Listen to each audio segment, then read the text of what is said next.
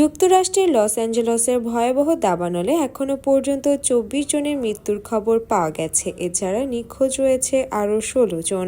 সোমবার এক প্রতিবেদনে এ তথ্য জানিয়েছে ব্রিটিশ সংবাদ মাধ্যম। প্রতিবেদনে বলা হয়েছে, ৫ দিনের ভয়াবহ তাণ্ডবের পরও জ্বলছে আগুন। দাবানল নতুন করে মোড় নিয়েছে ব্রিটেন উডস সান ফার্নান্দো ভ্যালির দিকে। প্যালিসাইডস, ইটন, ক্যাথেন, লিরিয়া, হার্স্ট এবং আর্চারের অনেক এলাকায় আগুন এখনও নিয়ন্ত্রণে আসেনি। এর মধ্যে প্যালিসেইডসের দাবানল আরও ১,০০০ একর জমি ছড়িয়েছে। লস অ্যাঞ্জেলসে কাউন্টি মেডিকেল এক্সামিনাররা স্থানীয় সময় রোববার দাবানলে আগুনে ২৪ জন নিহত হয়েছে বলে একটি তালিকা প্রকাশ করেছে। এছাড়া ১৬ জন নিখোঁজের কথাও জানিয়েছে। বর্তমানে লস অ্যাঞ্জেলসে ৪টি দাবানল সক্রিয় রয়েছে। এর মধ্যে প্যালিসেইডস দাবানল আরও ১,০০০ একর এলাকা ছড়িয়েছে।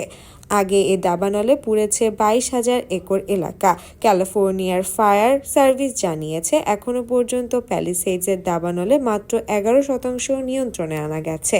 যুক্তরাষ্ট্রের ন্যাশনাল ওয়েদার সার্ভিসের পূর্বাভাসে বলা হয়েছে, লস অ্যাঞ্জেলস ও ভেঞ্চুরা কাউন্টিতে স্থানীয় সময় রোববার রাত থেকে বুধবার সকাল পর্যন্ত বাতাসের গতি ঘন্টায় ৬০ মাইল পর্যন্ত বাড়তে পারে। এছাড়াও আগুনের কারণে লস অ্যাঞ্জেলসের বাতাসে দূষণের মাত্রাও ছড়িয়েছে।